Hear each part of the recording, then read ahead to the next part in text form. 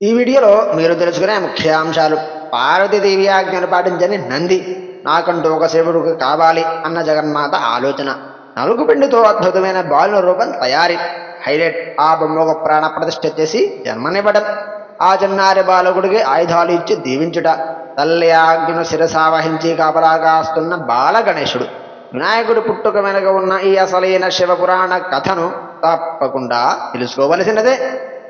ఓం నమః శివాయ. ఇక ఈ వీడియోలో పార్వతీ తనవాడు కావాలు అనుకునుట, గణేశుని సృష్టించుట అనే ఘట్టం గురించి తెలుసుకుందాం.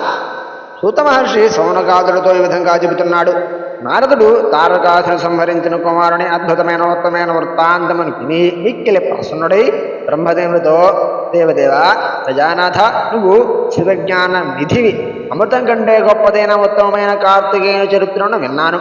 ఇప్పుడు గణేశను ఉత్తమమైన చరిత్రను, దివ్యము మంగళములలోకెల్లా అత్యంత మంగళప్రదమైన ఆయన జన్మ వృత్తాంతాన్ని వినాలి అని అనుకుంటున్నాను అని అడిగాడు. నారదుడనే విషయం విని బ్రహ్మదేవుడు ప్రసన్నమైన మనస్సుతో శివుడిని తెలుసుకొని ఈ విధంగా చెప్పడం మొదలుపెట్టాడు. ఇదివరకు గణేశ వృత్తాంతాన్ని యథావిధిగా చెప్పాను కదా. నారద, గణేశుడు పుట్టడం, శని చూడటంతో అతని శిరస్సు పగిలిపోవడం, ఏనుగు తలను అతగించడం అనే కథను చెప్పాను. ఈ కథ మరొక కల్పమునకు సంబంధించినది. ఇప్పుడు శ్వేతవరాహ కల్పానికి సంబంధించిన గణేశుని పుట్టుకను గురించి వివరిస్తాను, విను. ఈ గాథలో దయాసముద్రుడైన శంకరుడే గణేశుని శిరస్సును నరుకుతాడు. ఓ నారద, నువ్వు ఏమీ సందేహపడకు. శంకరుడు గొప్ప లీలలు చేస్తూ ఉంటాడు. ఆ శంభుడు సర్వేశ్వరుడు, నిర్గుణుడు అయినా గుణసహితుడై ఉంటాడు. ఆయన లీల చేతనే సృష్టి మొత్తం సృష్టించబడి, పాలించబడి, సంహరించబడుతూ ఉంటుంది కదా. ఇప్పుడు చెప్పే విషయాన్ని జాగ్రత్తగా శ్రద్ధగా విననున్నాడు అని ఇలా మొదలుపెట్టాడు బ్రహ్మదేవుడు. శివుడు వివాహం చేసుకొని కైలాసానికి వెళ్ళిన కొంతకాలానికి గణపతి పుట్టాడు. ఒకానొక సమయంలో జయ విజయ అనే చెలికత్తలిద్దరూ పార్వతీ దగ్గరకు వచ్చి ఇలా చర్చించుకుంటూ ఉన్నారు. రుద్రుని గణాలన్నీ మంగళప్రదుడైన ఆయన ఆజ్ఞను పాలిస్తున్నారు. వారిలో నంది, భృంగి మొదలైన వారంతా మనవారే. అయినా ప్రమథములు లెక్కలేనంత మంది ఉన్నారు. మనవాడు అనుకునేవాడు ఒక్కడు కూడా లేడు. వారంతా ఈశ్వరాజ్ఞను పాటిస్తూ ద్వారంలో నిలబడి ఉంటారు. వారంతా మనవారే, అయినా వాళ్లతో మనసు కలవడం లేదు.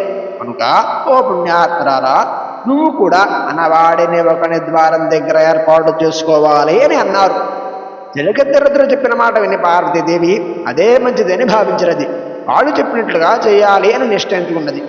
ఆ తరువాత ఒకనాడు పార్వతీ స్నానము చేస్తూ ఉండగా పరాశుడు ద్వారపాలకుడుగా ఉన్న నందిని బెదిరించి ఇంట్లోకి వచ్చాడు. సమయం కాని సమయంలో వచ్చిన శంకరుని చూసి జగన్మాత సిగ్గుబడి లేచి నిలబడినది. ఆ సమయంలో నిక్కిలు కంగారుపడిన పార్వతి చెలికెత్తలు చెప్పిన హితవచనాన్ని గుర్తు చేసుకున్నది. కాలం గడుస్తున్నది. ఒకనొకప్పుడు సర్వోత్కృష్టురాలైన ఆ శివపత్ని పార్వతి మనసులో ఈ విధంగా ఆలోచించింది: నాకు సంబంధించిన సర్వసమర్థుడైన సేవకుడు ఒకడు ఉంటే చాలా బాగుండును అని అనుకున్నది.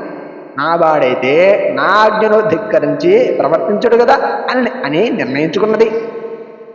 వెంటనే తన శరీరం నుండి రాలిన నలుగు పిండితో అన్ని లక్షణములు గల కుమారుని నిర్మించినది.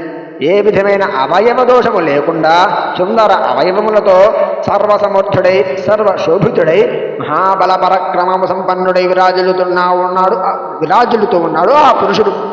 పార్వతి అనేక వస్త్రములను, ఆభరణములను ఇచ్చి సర్వోత్తమైన అనేక ఆశీర్వచనమును కూడా చేసినది. నువ్వు నా పుత్రుడివి, నువ్వు తప్ప నాకు ఇక్కడ నా అనేవారు ఎవ్వరూ మరొకరు లేరు అని అన్నది. ఆ కుమారుడు పార్వతికి నమస్కరించి, ఇప్పుడు నేను నీకు ఏమి పని చేయాలి? నీ మాటను నేను తప్పక పాటిస్తాను అని అన్నాడు. ఓ కుమార, నా మాట విను. ఇప్పుడు నువ్వు నా ద్వారాన్ని రక్షించు. నువ్వు నా పుత్రుడివి కనుక నా వాడివే. పుత్ర, ఎవరైనా ఎప్పుడైనా నా ఆజ్ఞ లేనిదే హఠాత్తుగా నా ఇంట్లోకి రాకూడదు. నేను నీకు నిజమే చెబుతున్నాను అని అన్నది. ఓ నారద, పార్వతి ఈ విధంగా చెప్పి ఆ కుమారుడికి గట్టి కర్రను ఇచ్చినది. అతని దివ్యమంగళ స్వరూపాన్ని చూసి మిక్కిలి సంతోషించినది. తన కుమారుడైన గణేశుని ముఖాన్ని ప్రేమతో ముద్దులాడినది. ఆలింగనం చేసుకుని కర్రను చేతికి ఇచ్చి తన ద్వారం దగ్గర నిలబెట్టినది.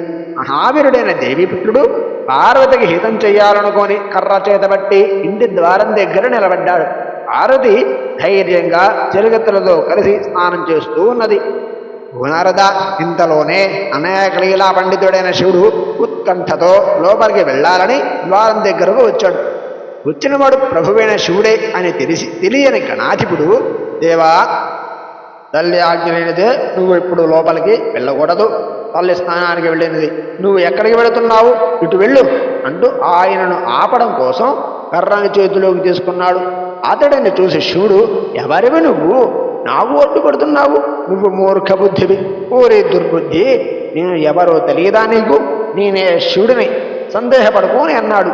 అయినా విషయం తెలియనివాడు తల్లి ఆజ్ఞను తూచా తప్పకుండా పాటించే గణేశుడు లీలా పండితుడైన ఆ సదాశివుడిని కర్రతో ఒక దెబ్బ కొట్టాడు. వెంటనే శివుడు కోపించాడు. ఆ పిల్లవానితో, నువ్వు మూర్ఖుడివి, నేను పార్వతీపతనైన శివుడిని, నీకు తెలియదు, ఓరి బాలగా, నేను నా ఇంట్లోకి వెళ్తుంటే నువ్వు ఎందుకు అడ్డగిస్తున్నావు అంటూ లోపలికి ప్రవేశించబోతూ ఉండగా గణేశుడు మళ్ళీ శివుడిని కర్రతో కొట్టాడు. అప్పుడు శివుడు మిక్కిలి కోపించి తన గణములతో ఆజ్ఞాపిస్తూ, గణములారా, వీడు ఎవడు, ఇక్కడ ఉండి ఏమి చేస్తున్నాడు చూడండి అని అన్నాడు. చూడు ఈ విధంగా అని ఇంటి బయట కోపంతో నిలబడ్డాడు. లోకాచారాలను ఇష్టపడే ఆ ప్రభువు అనేకమైన అద్భుతమైన లీలను ప్రదర్శిస్తూ ఉంటాడు కదా. నారద, హరి ఓం దత్సతు. ఇంతటితో పార్వతి తనవాడు కావాలనుకునుట, గణేశుడు సృష్టించుట అనే ఘట్టం పరిసమాప్తి.